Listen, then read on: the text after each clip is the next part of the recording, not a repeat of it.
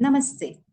आज open conversations में हम surviving the covert passive aggressive narcissist पे चर्चा करने वाले हैं। हमने बहुत जगहों पे नार्सिसिस्ट टर्म के बारे में सुना है और इसमें बहुत सारी कैटेगरी है। इसमें से एक स्पेसिफिक कैटेगरी आती है कोवर्ट पैसिव एग्रेसिव नार्सिसिस्ट की। ये एक ऐसी कैटेगरी है जिसको पहचानना बहुत मुश्किल है। अगर हमारी फैमिली में कोई ऐसा हो, कोई ऑफिस में या फ्रेंड सर्कल में कोई हो, तो हमारी क्वालिटी ऑफ लाइफ सिवियरली कम हो जाती है। पर हमें समझ में नहीं आता है कि ये क्यों हो रहा है या ये क्या हो रहा है। इसी विषय पे चर्चा करने के लिए आज हमारे साथ हमारे क्षेत्र क्षेत्र विशेषज्ञ हैं हिमांशु वैद्य जी। नमस्ते हिमांशु जी। नमस्ते। सर, ये चर्चा इतनी महत्वपूर्ण आज क्यों है?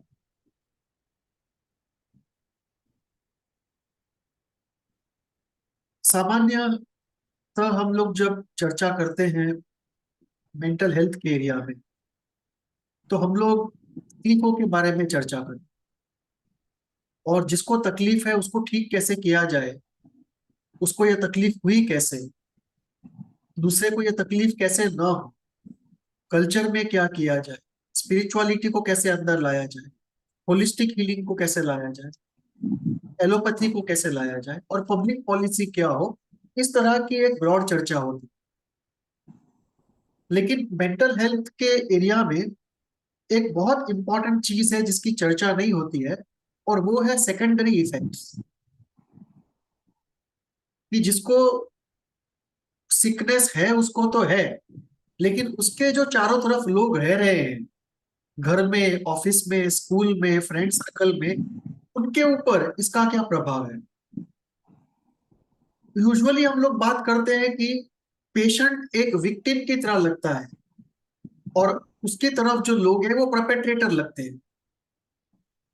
कि जैसे एक पेशेंट है और बाकी सामने पूरी सोसाइटी है, और सोसाइटी ने कुछ ऐसा कर दिया है कि आदमी पेशेंट बन गया है। लेकिन ये आधी स्टोरी है। दूसरी स्टोरी ये भी है, उसका आधा पार्ट ये भी है स्टोरी का, कि जब कोई क्रॉनिक मेंटल हेल्थ सिकनेस हो जाती है किसी को, तो उसके जो केयर गिवर्स होते हैं, उसके जो कंपेनियंस होते हैं, उसके जो साथ रहने वाले होते हैं, उस हमसफर की हालत खराब होती है। तो ये जो इफेक्ट है कि केयर गिवर, जैसे कोई स्किज़ोफ्रेनिया है किसी को, उसके पेरेंट्स उसको केयर दे रहे हैं, या किसी को मेंटल रिटार्डेशन है और पेरेंट्स और टीचर और स्पेशल एजुकेटर्स उसको सपोर्ट दे रहे हैं, तो लंबे समय तक पेशेंट के साथ रहकर जो उसके साथ रहता है उसको खुद को प्रॉब्लम्स शुरू हो जाती है, उसका क्वालिटी ऑफ लाइफ नीचे आने लगता है और उसकी सफरिंग शुरू होती है, जिसको हम लोग सेकेंडरी इफेक्ट्स कहते हैं। और उसमें सबसे कॉमन होता है सेकेंडरी डिप्रेशन, वैसे ही होता है सेकेंडरी एंजाइटी। और जो केयर गिवर होता है, जो कंपेनियन होता है, उसको फिर ट्रीटमेंट की जरूरत पड़ती है। तो ये जो एस्पेक्ट है मेंटल हेल्थ का, इसकी बात हम नहीं करते कि how do you survive a mental health problem in somebody next to you. और ये जो ब्रॉड एरिया है सेकेंडरी सफरिंग का, इस सेकेंडरी सफरिंग में बहुत सारी चीजें आती है, और उसमें से एक आता है how do you survive a narcissist. कि किसी आदमी को अगर नार्सिसिस्टिक पर्सनालिटी डिसऑर्डर है, और वो आपका कलीग है, आपका फ्रेंड है, आपके पेरेंट्स है, या आपका हस्बैंड या आपकी वाइफ है, या आपका बच्चा है, या आपका पड़ोसी है, तो over a long period of time you start developing secondary suffering. तो इस चीज से आप कैसे बचो, और how do you survive being next to a patient for a long time. ये ब्रॉड एरिया के अंदर एक नार्सिसिज्म होता है कि अगर कोई नार्सिसिस्ट के नजदीक में आप रहते हो, तो आप कैसे सरवाइव करो, कैसे अपनी मेंटल हेल्थ को बचाओ, कैसे अपनी क्वालिटी ऑफ लाइफ को बचाओ, कैसे आप सफरिंग के चक्कर में ना पड़ो। तो ये सर्वाइविंग नार्सिसिस्ट, तो पहले होता है surviving mental health patient next to you. उस ब्रॉड एरिया के अंदर आता है सर्वाइविंग नार्सिसिस्ट। और नार्सिसिस्ट दो तरह के होते हैं, ओवर्ट और कोवर्ट। ओवर्ट नार्सिसिस्ट वो होते हैं जो क्लियरली दिख जाते हैं कि नार्सिसिस्ट, और कोवर्ट वो होते हैं जो ऊपर से पता नहीं चलता है कि नार्सिसिस्ट है लेकिन अंदर से छुपे हुए नार्सिसिस्ट होते हैं। तो हम जब कहते हैं सर्वाइविंग अ नार्सिसिस्ट, उसके दो पार्ट हो जाते हैं, सर्वाइविंग एन ओवर्ट नार्सिसिस्ट और सर्वाइविंग अ कोवर्ट नार्सिसिस्ट। तो आज हम बात कर रहे हैं सर्वाइविंग अ कोवर्ट नार्सिसिस्ट की। और ये इंपॉर्टेंट इसलिए है क्योंकि ओवर्ट नार्सिसिज्म में सब लोग आपको बोल देंगे कि इस आदमी के अंदर कोई प्रॉब्लम है, और जैसी प्रॉब्लम आपको होगी वैसी प्रॉब्लम ज्यादातर लोगों को होगी, तो सब लोग उसके बारे में एक ओपिनियन बना लेंगे और सब लोग एक बचाव का रास्ता ढूंढ लेंगे और कोई ना कोई स्ट्रेटेजी कर लेंगे, क्योंकि वो चीज ओपन है, आउट है, सबके सामने है, लेकिन कोवर्ट में ये बिल्कुल छुपा हुआ है।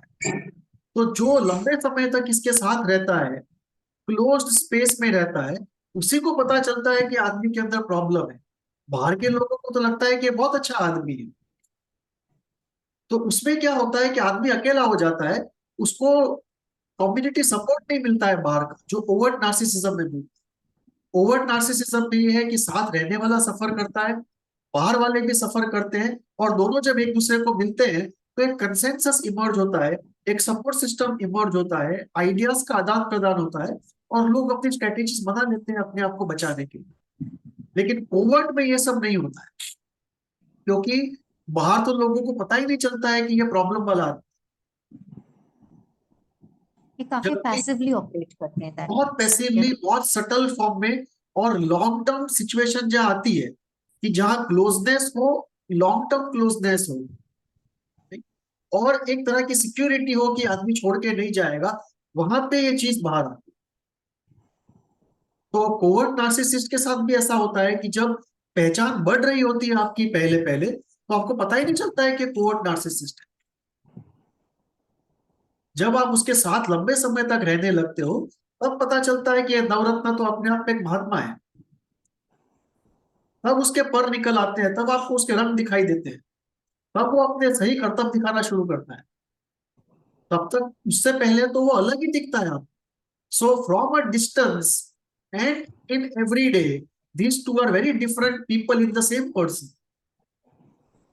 Same person appears very different if you meet him off and on, and the same person appears very different if you meet him every day or start living with him on an everyday basis.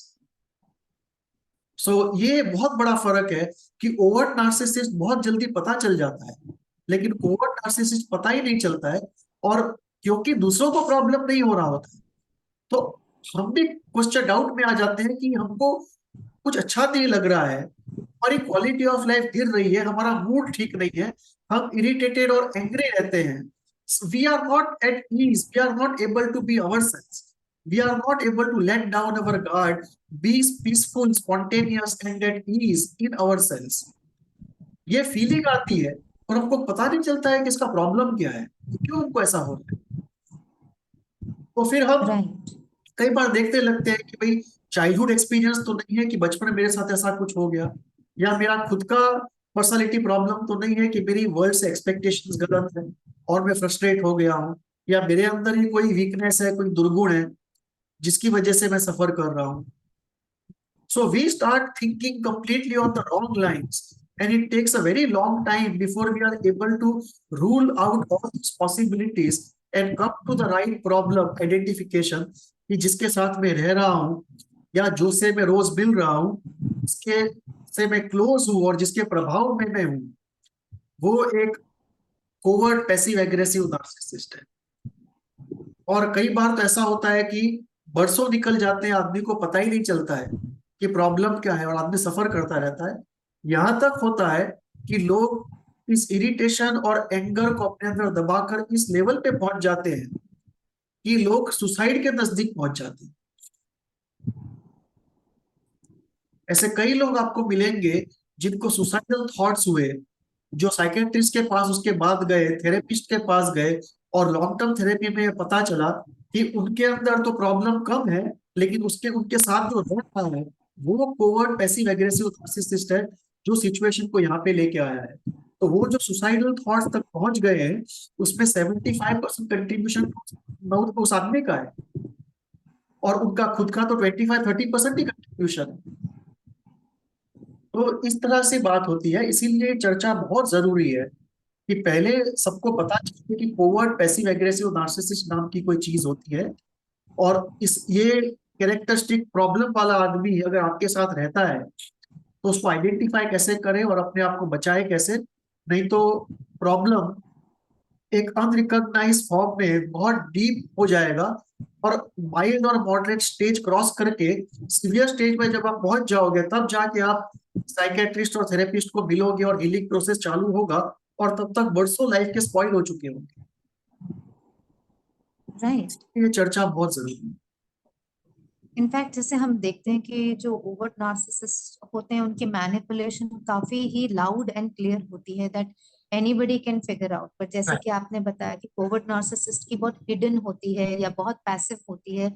It can be in form of care, it can be form of a provider, it can be a form of a guide also sometimes, जहाँ पे इंसान भाप नहीं पाता है कि actually I am being manipulated. Right.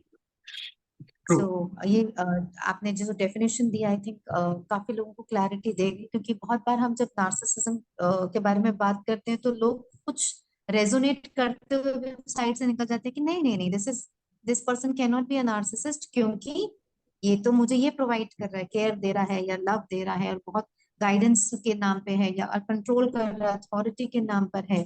So that is okay for them, and because इतने समय तक वो उसके एक्सपोजर में है तो they have become so immune to that manipulation, right. they do not even understand. Right. और ये So अगर जो आपने जो अभी अगर पेरेंट्स आपके हैं हाँ जी, नार्सिसिस्ट तब तो ये बहुत मुश्किल हो जाता है, बिकॉज बचपन से ही आपने जिस चीज को देखा है उस चीज को माइंड नॉर्मलाइज कर देता है।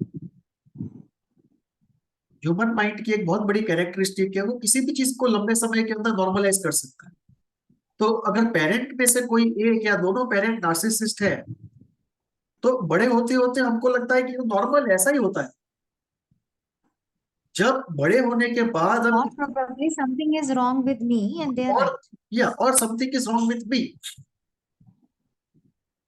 जबकि Right. जब बड़े हो जाते हैं और हम दूसरों को देखते हैं कि हमारे पेरेंट्स से बिल्कुल अलग टाइप के लोग होते हैं और उनका पेरेंटिंग बिल्कुल अलग होता है, तब पहली बार पता चलता है कि हमारे पेरेंट नार्सिसिस्ट थे और हम साइकोलॉजिकली सिक लोगों के साथ बड़े हुए। जैसे कि एक साइकेट्री में एक बहुत पुरानी कहावत है कि neurotic parents breed neurotic children.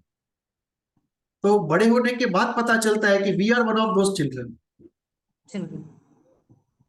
It takes a long time to recognize that ये जो कहावत है कि neurotic parents breed neurotic children, तो वी आर दोज चिल्ड्रन, ये बहुत मुश्किल से पता चलता है पर्सनालिटी डिसऑर्डर के लोगों को, and usually they come to know after 30s। So काफी लंबा समय तो इसी में चला जाता है कि पता ही नहीं होता है कि हमारे माँ बाप साइकोलॉजिकली सिक थे, और इसलिए काफी चीजें जो हमने सीखी और काफी चीजों से हम जो कोप कर रहे हैं लाइफ लॉन्ग, वो नॉर्मल नहीं है।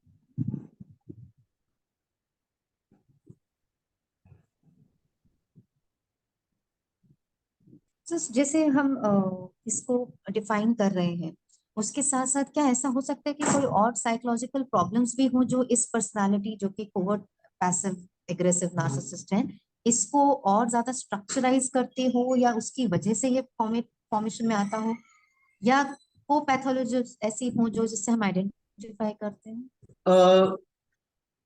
Late me just first go over the definition and then I come to this,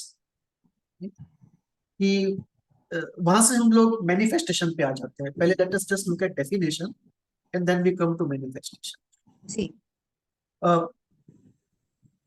covert passive aggressive narcissist essentially एक नार्सिसिस्ट है। तो नार्सिसिस्ट कई तरह के होते हैं, ओवर्ट होते हैं, कोवर्ट होते हैं। ओवर्ट में पहले हम देख लेते हैं कि नार्सिसिस्ट कौन है, फिर हम देखते हैं ओवर्ट और कोवर्ट, और फिर हम देखते हैं कोवर्ट में पैसिव एग्रेसिव कैटेगरी। नार्सिसिस्ट का मतलब होता है कि वो उस उसको वो अपने बारे में बहुत ग्रैंडियोस फीलिंग्स और थॉट्स रखता है। सो ग्रैंडियोसिटी पहली कैरेक्टरिस्टिक है। ही always thinks of himself in a grandiose, उसके गोल्स भी ग्रैंडियोस होते हैं। वो ये नहीं सोचता है कभी कि मुझे 50,000 की नौकरी मिल जाए, उसको तो हिस्ट्री चेंज करनी होती है, इतिहास में अपना नाम लिखाना होता है कि कुतुब मीनार की तरह मेरे नाम का भी मीनार बनना चाहिए। तो उसको छोटी मोटी बातों में कोई इंटरेस्ट नहीं होता है, ऑर्डिनरीनेस में बिल्कुल इंटरेस्ट नहीं होता है, उसका पूरा इंटरेस्ट ग्रैंडियोसिटी में होता है, और उसके ग्रैंडियोस आइडियाज में इंटरेस्ट होते हैं, और खुद की इमेज भी ग्रैंडियोस होती है। ये पहला कैरेक्टरिस्टिक है नार्सिसिस्ट का, ग्रैंडियोसिटी। दूसरा कैरेक्टरिस्टिक है इनेबिलिटी टू टेक क्रिटिसिज्म। तीसरा कैरेक्टरिस्टिक है ऑलवेज क्रेविंग फॉर एडमिरेशन। चौथा कैरेक्टरिस्टिक होता है कि एम्पैथी कम होती है और एक्सप्लॉइटेटिव नेचर ज्यादा होता है, और हमेशा बड़े प्रोजेक्ट्स के बारे में सोचते हैं। कॉलेज से निकले हैं तो यही सोचते हैं कि मैं एक नया गूगल बना दूंगा। कैंपस पे भले ही 15,000 की नौकरी ना मिली हो, तो उसके मन में तो यही होता है कि मैं नया गूगल बना दूं। सो वो भले ही फिर पूरी जिंदगी गूगल के ऊपर how to create a Google Google करता रहता है, और वो सपने देखता रहता है। सो ये नार्सिसिस्ट होता है, और इन लोगों को डिपेंडेंट की जरूरत होती है, जो हमेशा इनके ईगो को फ्यूल दे सके और इनकी हर कही हुई बात को मान सके। Essentially they want a master slave relationship, and they cannot have a deep emotional relationship. Deep emotional relationship से इनको डर लगता है। तो ये ब्रॉडली होता है। और इनको फेम का बहुत वो होता है, चस्का होता है। They are mad after fame, and they are always operating on this continuum of fame and shame, कि अगर फेम ना मिले तो उस तरफ स्लाइड हो जाए, शेम की तरफ। And Shem is unbearable, humiliation is unbearable. इस कैटेगरी में, नार्सिसिस्टिक कैटेगरी में, ह्यूमिलिएशन इज अनबेरेबल एनी। और उनको कब बुरा लग जाए क्या कह नहीं सकते, और उनका जो विंडिक्टिव रेज होता है उसकी कोई लिमिट नहीं होती। So they are very vicious revenge seekers. अगर रिवेंज पे आ जाए तो they can become very vicious and sadistic. और लोग क्या सोचेंगे इसकी इनको बहुत परवाह होती है। पब्लिक इमेज हमेशा अच्छी बनी रहनी चाहिए। तो कई बार घर पे एक और चेहरा होता है और लोगों के सामने एक और चेहरा होता है। इंटीमेट क्लोज लाइफ में अलग चेहरा होता है, और हाई हेलो वाली प्रोफेशनल लाइफ में अलग चेहरा होता है। So this is the narcissistic personality. अब ये दो तरह के होते हैं, ओवर्ट और कोवर्ट। ओवर्ट में सब कुछ ओपन में होता है, और सबको पता चल जाता है उसके थॉट से, उसके वर्ड से, उसके बिहेवियर से कि यह नार्सिसिस्ट है। तो जिन लोगों को नार्सिसिस्ट से रहना है, जो डिपेंडेंट कैटेगरी के हैं, या जिनको आदत है पहले से नार्सिसिस्ट लोगों के साथ रहने की, क्योंकि उनके साथ बचपन से कोई नार्सिसिस्ट रहा था, या वो किस नार्सिसिस्ट के साथ रहे थे, तो वो लोग तो साथ में रह लेते हैं। बाकी सब हाथ जोड़ के जान बचा के भागते हैं। लेकिन कई बार मजबूरी हो जाती है कि बॉस नार्सिसिस्ट है तो आदमी कहाँ भागे। स्कूल का प्रिंसिपल नार्सिसिस्ट है तो कहाँ भागे स्टूडेंट। जी हस्बैंड नार्सिसिस्ट है तो कहाँ भागे, फादर नार्सिसिस्ट है तो कहाँ भागे। तो कई बार न भागने की सिचुएशन होती है, भागने का ऑप्शन नहीं होता है, तब फिर इन लोगों को मैनेज करना पड़ता है the best way you can. तो पहला सॉल्यूशन हमेशा यही होता है कि जान बचा के भागो, दूसरा होता है मैनेज करो। तो ये होता है ओवर्ट नार्सिसिस्ट। लेकिन दूसरी कैटेगरी है कोवर्ट नार्सिसिस्ट, जो ओपनली ये सब नहीं कहते। Openly they come up as very normal people, in fact occasionally they appear almost like dependent people. और कई बार तो ये कोवर्ट नार्सिसिस्ट किसी ओवर्ट नार्सिसिस्ट को नार्सिसिस्ट बना के उसके साथ डिपेंडेंट की तरह रह रहे होते हैं, जब तक कि उनको खुद के पर निकालने का मौका नहीं ओ मिलता। और जब इनको मौका मिलता है और ये अपने ओके पर निकाल जैसे के उड़ने लगते हैं, तो जो ओवर्ट नार्सिसिस्ट होता है वो फ्रस्ट्रेट हो जाता है कि मैंने तो डिपेंडेंट सोच के इसको आने दिया था 10 दिन के, तो खुद नार्सिसिस्ट निकला। तो ये कोवर्ट कैटेगरी होती है। अब कोवर्ट कैटेगरी के अंदर दो है। ऑर्डिनरी कोवर्ट कैटेगरी, जो अ, एक ओवर्ट नार्सिसिस्ट के साथ रहकर आइडेंटिफिकेशन के थ्रू अपना नार्सिसिज्म लिव आउट करते हैं। और दूसरी होती है कोवर्ट कैटेगरी। कोवर्ट कैटेगरी में दूसरी होती है, एक कोवर्ट में दो है, एक नॉर्मल कैटेगरी और एक पैसिव एग्रेसिव कैटेगरी। अब ये पैसिव एग्रेसिव बहुत स्पेशल कैटेगरी है, बिकॉज इसके अंदर तीन शब्द है, कोवर्ट, पैसिव एग्रेसिव, नार्सिसिस्ट।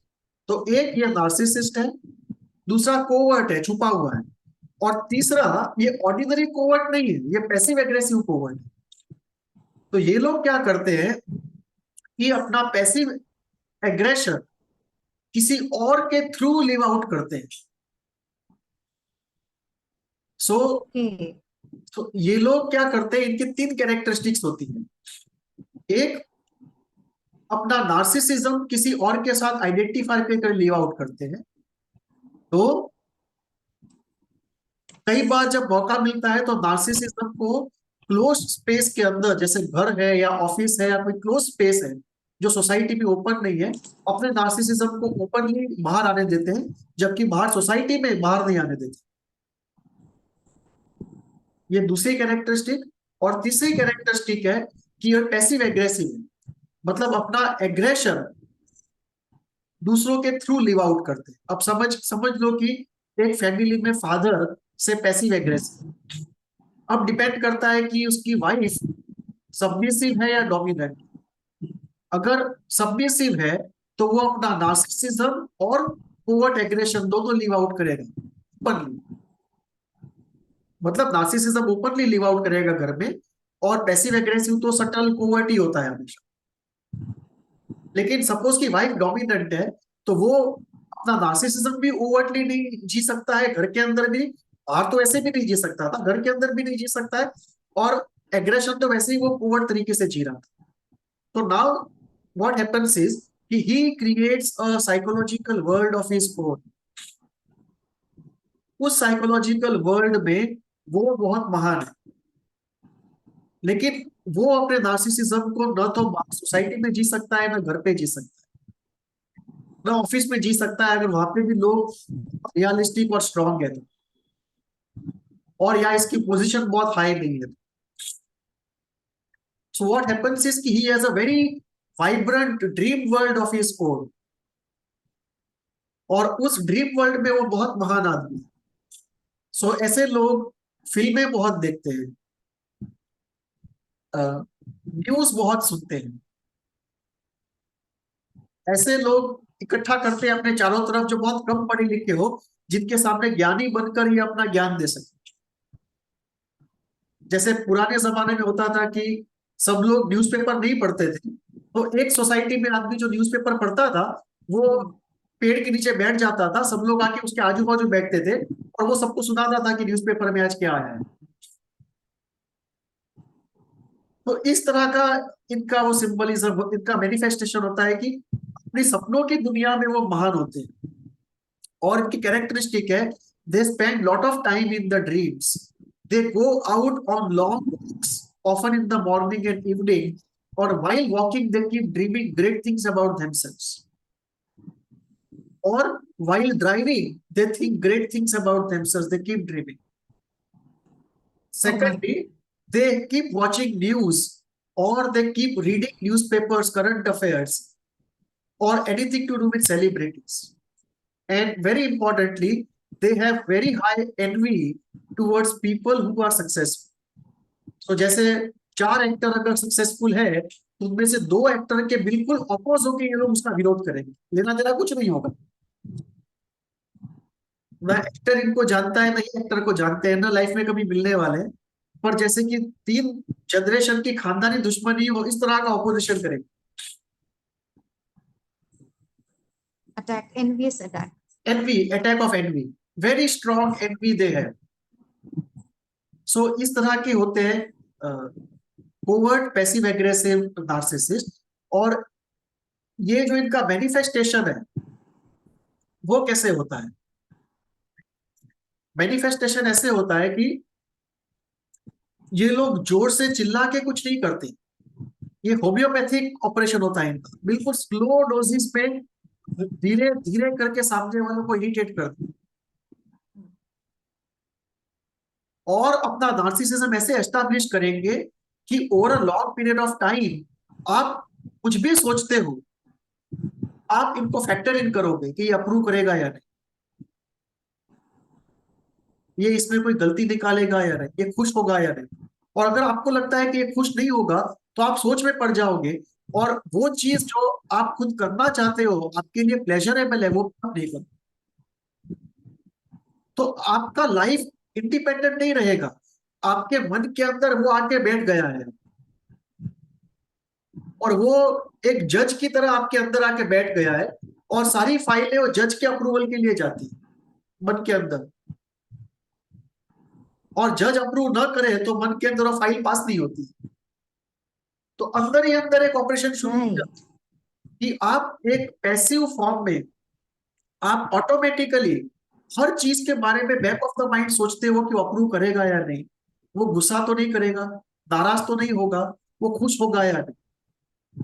और सपोज कि जैसे आपको सपोज एसी लाना है, और उस आदमी को, आपको पता नहीं हो कि आदमी क्या बोलेगा, तो आप पहले भूमिका तैयार करोगे कि गर्मी बहुत है, एसी लाना चाहिए, तो एसी की गर्मी है, पंखे की गर्मी नहीं। आप बैकग्राउंड तैयार करोगे 4-5 दिन के लिए, और फिर 1-2 हफ्ते के बाद बोलोगे कि चलो एसी ला, जबकि बात बिल्कुल क्लियर है कि एसी की जरूरत है। तो इस तरह का होता है कि अपने हर डिसीजन में, जो कि बिल्कुल क्लियर कट डिसीजन है, वहां भी आप अप्रूवल सीख करना, वो नाराज तो नहीं हो जाए इसे डरना, उसको प्लीज करने की कोशिश करना, ये आपका सेकंड नेचर हो जाता है, आपके थिंकिंग प्रोसेस के अंदर ये चीजें एम्बेड हो जाती है। और वो एम्बेडिंग जो है वो इसने over a long period of time किया। सेकंड कैरेक्टरिस्टिक कि इसके साथ रहने वाला आदमी के अंदर बहुत सारा दबा हुआ इरिटेशन और एंगर होता है, क्योंकि इसने जो पैसिव एग्रेसिव प्रोजेक्टिव आइडेंटिफिकेशन किया है, उसकी वजह से आपके अंदर वो सारा इरिटेशन और एंगर है जो इसके अंदर है, और आप इसने पैसिवली आपके अंदर ट्रांसफर कर दिया। तीसरा कैरेक्टरिस्टिक ये होता है कि you are not at ease, you feel something is agitating around you, कि एटमॉस्फेयर में पीस नहीं है, कुछ एजिटेशन है, क्योंकि ये लोग बहुत एजिटेटेड होते हैं और इनके वाइब्रेशंस एजिटेट करते हैं। चौथा होता है कि नेगेटिविटी, कि पूरा दिन नेगेटिव बातें करना, जो नार्सिसिस्टिक कैरेक्टरिस्टिक है कि they can not live without criticising somebody for 1 hour. So दूसरों को क्रिटिसाइज करते रहना, पूरा दिन नेगेटिव बातें करना, कैटेस्ट्रोफिक बातें करना। सेलिब्रिटी जो सक्सेसफुल लोग हैं उनकी निंदा करना, किसी से कुछ पॉजिटिव ना सीखना, लेकिन उनकी गलतियां निकालना, कि कोई बड़ा इंडस्ट्रियलिस्ट है तो अरे उसने तो टैक्स चोरी करके वहां पहुंच गया। अब उसने खाली टैक्स चोरी नहीं की है, दूसरे 10 काम भी किए हैं, टैक्स चोरी तो 11वां काम था, वो 10 काम जो उसने किए हैं उसका कोई हिसाब नहीं है। सो ये चीज है। और पूरा दिन लोगों को अच्छा बताने की कोशिश करना, चाहे खुद का नुकसान क्यों ना हो जाए। वो जो कहते हैं ना कि खुद से ज्यादा दूसरों को खुश रखना, कि तमाचा मार के खुद के गाल को लाल रखना, कि लोग कहे कि कैसे अच्छे लाल गाल है। उस तमाचा मारने में जो खुद को दर्द होता है उसको सेकंड उसको डिसमिस कर देना। सर क्या So, इसका ये भी मतलब है कि जो ओवर्ट नार्सिसिस्ट है उसको तो हाँ, फिर भी थोड़ा अपना खबर होता होगा कि वो ऐसे करता है, बट ये कोवर्ट वाला क्योंकि इतना पैसिवली और कोवर्टली बिहेव कर रहा है, क्या उसको पता चलता होगा कि वो ये कर रहा है ये सब? ज्यादातर लोगों को तो पता नहीं चलता है, बिकॉज पूरा अनकॉन्शियस ऑपरेशन होता है, तो लेकिन जब वो अपना पैसिव एग्रेशन दूसरे के थ्रू लिव आउट करते हैं तो वो अपने आप को तो विक्टिम सोचते होंगे कि ये गुस्सा करता है मेरी छोटी छोटी बात पे। हाँ हाँ, और वो जाके तो दूसरों के सामने बताते भी हैं कि देखो मेरे साथ कैसे किया जा रहा है। इसलिए बाहर के लोगों को तो पता ही नहीं चलता है कि असली विक्टिम कौन है और टायरेंट कौन है। सही बात तो ये है कि ये खुद टायरेंट है और उसका कंपेनियन विक्टिम है, लेकिन बाहर की सोसाइटी को लगता है कि कंपेनियन टायरेंट है, ये बेचारा विक्टिम। और इन लोगों की एक बहुत इंपॉर्टेंट कैरेक्टरिस्टिक होती है कि कई बार ये खुद तो कभी थेरेपी में आएंगे ही नहीं, लेकिन इनको कई बार कोई लेके आता है जो इनसे इतना परेशान हो गया है कि बेचारा डिप्रेशन एंजाइटी में चला गया है, और कई बार तो सुसाइडल थॉट्स तक चला गया है। और ये थेरेपिस्ट ऑफिस में होने वाली बहुत कॉमन घटना है कि कोई आदमी डिप्रेशन सुसाइडल थॉट लेके थेरेपी में आता है, थोड़े सेशंस के बाद उसको पता चलता है कि जिसके साथ मैं रह रहा हूँ या रह रही हूँ वो अपने आप में एक नवरत्न है, और वो नवरत्न जो है वो पैसिव एग्रेसिव नार्सिसिस्ट कैटेगरी का है, कोवर्ट। तो फिर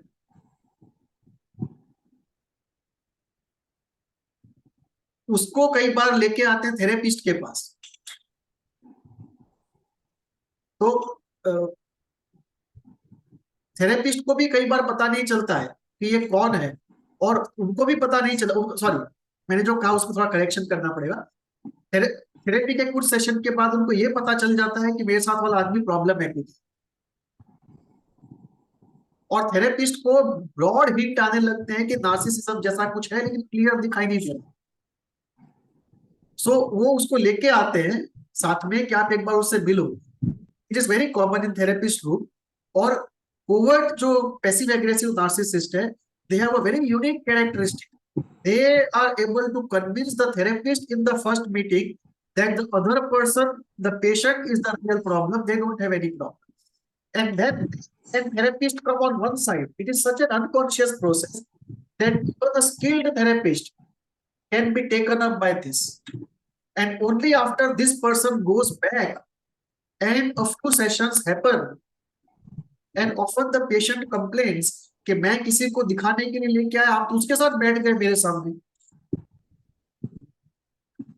और कुछ सेशन जाते हैं और फिर धीरे धीरे थेरेपिस्ट को यह अकल आती है कि वो जो था वो कोवर्ट पैसिव एग्रेसिव नार्सिसिस्ट था, और उसने अनकॉन्शियसली मुझे अपनी तरफ कर लिया था through some unconscious process control.